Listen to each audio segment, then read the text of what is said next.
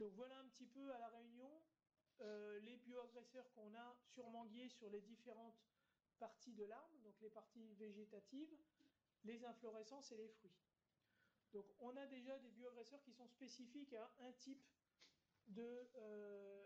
d'organes. C'est par exemple sur la partie végétative, la cécidomie des feuilles et les cochenilles. Sur les inflorescences, ce sont les cécidomies des fleurs et la punaise.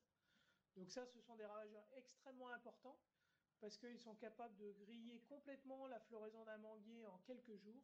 Donc ça, c'est vraiment des ravageurs importants.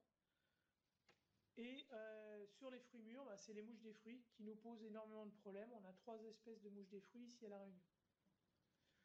Il y a également des bioagresseurs qu'on retrouve sur 2 types d'organes du manguier. C'est le cas de l'oïdium, un champignon qu'on retrouve sur feuilles ou sur fleurs.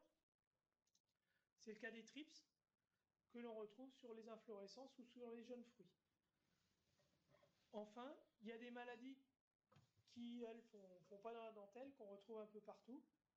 C'est le cas de la bactériose. Donc une bactériose, c'est une maladie à Xanthomonas. Et l'anthracnose, une autre maladie fongique que l'on retrouve à la fois sur feuilles, sur fleurs et sur fruits. Donc je vais vous montrer un petit peu maintenant le musée des horreurs. Donc voilà une forte attaque de cécidomie des feuilles, pardon. Donc sur les feuilles. Donc c'est une petite mouche dont la larve se développe dans des galles sur les feuilles. Donc voilà un gros plan de feuilles avec une gale qu'on a ouverte et à l'intérieur de laquelle on voit la nymphe. Donc ces attaques, quand elles sont importantes, comme il y a des trous qui sont faits, puisque la larve, il faut qu'elle pénètre à l'intérieur de la feuille, c'est des portes ouvertes pour les champignons, pour les bactéries, et toutes les taches noires que vous voyez ici, ce sont des taches d'anthracnose et de bactériose. Bon, autre problème, les cochenilles, il y a plusieurs espèces de cochenilles, mais celle-là pose des problèmes assez sévères, c'est la cochenille des Seychelles. Au niveau des fleurs, donc voici la fameuse punaise, c'est une toute petite bête qui pique les inflorescences et qui en pompe la sève, donc ça les dessèche complètement. Le thrips, donc qui lui est en fait un pollinisateur du manguier, mais en cas de pullulation, il se nourrit sur les inflorescences et il les détruit. Ça, ce sont des dégâts causés par la cécidomie des fleurs. Donc cécidomie des fleurs, c'est une autre cécidomie, c'est une autre bête. L'oïdium. Donc l'oïdium, c'est un champignon, vous le connaissez, je pense.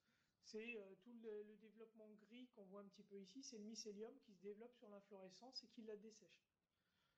Et l'anthracnose, là, par contre, c'est un dessèchement, mais plutôt brun, noir, mais le résultat est le même, il y a un dessèchement complet de l'anthracnose, de l'inflorescence, et pas de fructification. Au niveau des fruits, donc les mouches des fruits, on a 3 espèces de mouches des fruits à La Réunion, une Bactrocera et 2 cératites. Des cochenilles sur fruits.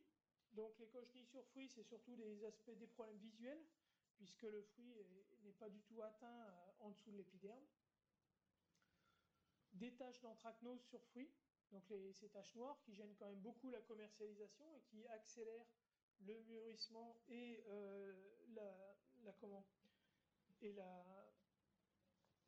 Ah zut, je ne retrouve plus le terme en français, mais c'est pas grave. Bon, ça accélère le pourrissement du fruit, on va dire, notamment sous les taches d'anthracnose, là où il y a les taches. Et la bactériose, donc là, ça fait des espèces de petites pustules noires sur le fruit, et il y a une gomme qui est sécrétée, qui contient des bactéries. Donc c'est quand même pas très génial, et ces fruits-là, en général, ils ne peuvent pas être commercialisés.